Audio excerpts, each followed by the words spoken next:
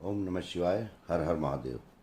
आज हम बात करेंगे बांस के पेड़ में किसका वास होता है, इसका आध्यात्मिक दृष्टि से क्या महत्व है, इसका प्रयोग जलाने में क्यों वर्जित है। हमारे यहाँ बहुत सारे साधु संतों को ये कहते हुए सुना जा सकता है कि अगरबत्ती नहीं जलानी चाहिए क्योंकि इसमें बांस की लकड़ी का प्रयोग होता है, और वहीं हमारे यहाँ बड़े बड़े धार्मिक स्थानों पर अगरबत्ती का प्रयोग होता है। अब कौन सी बात को सही माने, कौन सी को गलत। हमारे शास्त्रों के अनुसार पीपल वृक्ष अधिक पूजनीय होता है, उसकी लकड़ी नहीं जलाते। देवता पूजन के अलावा पीपल के पेड़ में की लकड़ी का कहीं भी प्रयोग नहीं करते हैं क्योंकि इसमें 33 कोटि देवी देवताओं का वास होता है। और साइंस की दृष्टि से भी पीपल सबसे अच्छा पेड़ है क्योंकि यह हमारे वायुमंडल से कार्बन डाइऑक्साइड को ग्रहण करता है और ऑक्सीजन को छोड़ता है। पीपल के अलावा ऐसा ही एक और पेड़ है बांस का। हाँ दोस्तों, बांस का पेड़ भी कार्बन डाइऑक्साइड लेता है और ऑक्सीजन छोड़ता है। इस वृक्ष में भी उच्च कोटि के देवताओं का वास होता है। यह पेड़ केले के पेड़ की तरह ही एक बार ही फूल देता है और एक बार ही फल देता है। उसके बाद जब बांस को काट दिया जाता तो दूसरा बांस दूसरी जगह से अंकुरित होकर निकलता है, उस पेड़ में से नहीं निकलता। इसमें सफ़ेद कलर के फूल लगते हैं। यह पेड़ झुंड के रूप में होता है।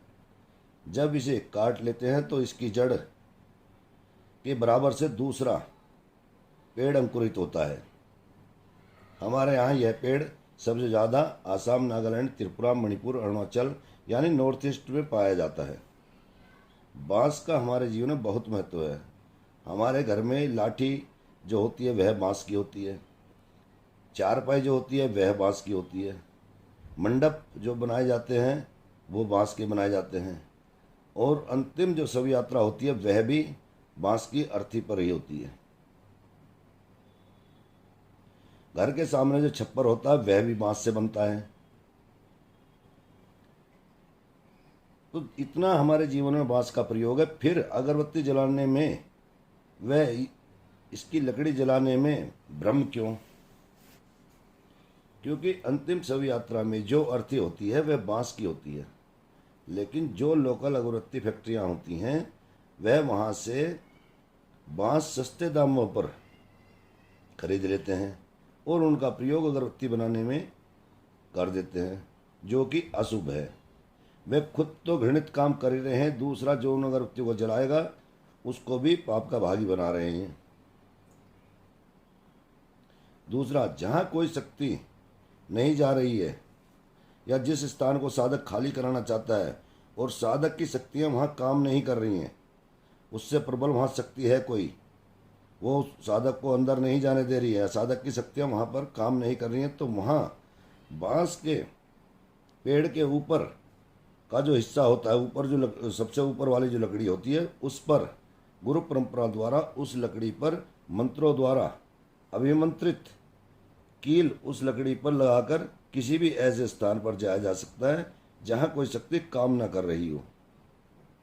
बांस के पेड़ से एक ऐसी औषधि भी उत्पन्न होती है जो हमारी वंश वेल को आगे बढ़ाने में सक्षम है।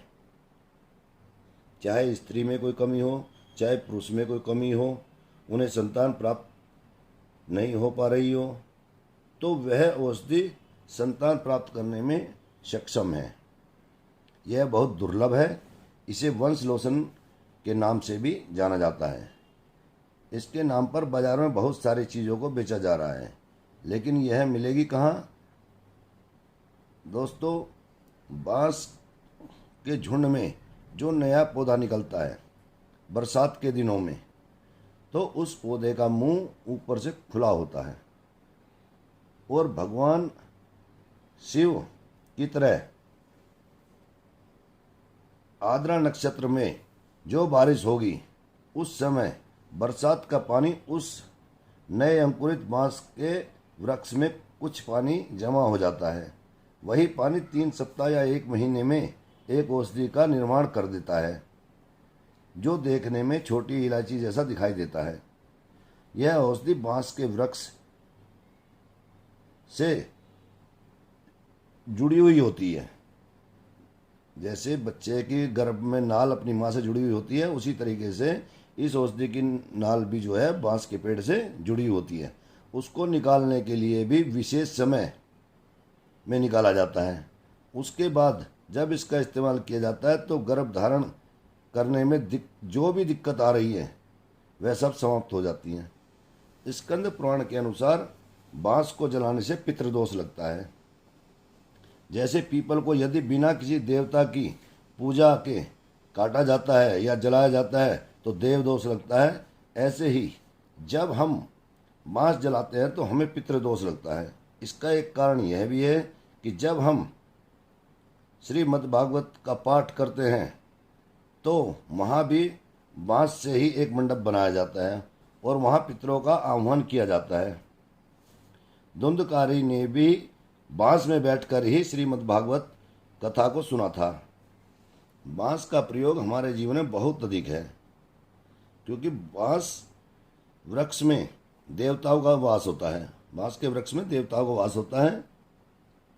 बांस वृक्ष से नकारात्मक शक्तियाँ दूर हो जाती हैं, इसलिए इसका महत्व पीपल वृक्ष के समान हो जाता है। साइंस की दृष्टि से भी बांस को नहीं जलाना चाहिए, क्योंकि इसमें बहुत अधिक लैंड होता है जो जलाने के उपरांत बहुत अधिक लैंड ऑक्साइड बना देता है। हैवी मेटल होता है। इसमें से बहुत सारे ऐसे टॉक्सिस निकलते हैं जो हमारे दिमाग पर प्रभाव डालते हैं। कुशा के अलावा पितृ पूजन में बांस का प्रयोग बहुत ज़्यादा होता है। बांस को जलाने से वंश वृद्धि रुक जाती है, पितृदोष लगता है। इसके अलावा भी बहुत सारे और भी कारण हैं। धन्यवाद दोस्तों, ये थी दुर्लभ जानकारी। ऐसी ही नई नई जानकारी प्राप्त करने के लिए हमारे चैनल को सब्सक्राइब करें, वीडियो को लाइक करें, शेयर करें, ताकि ज़्यादा से ज़्यादा लोगों तक यह जानकारी पहुंच सकें। मिलते हैं अगली वीडियो में एक नई जानकारी के साथ। तब तक जय माँ काली, जय भोलेनाथ।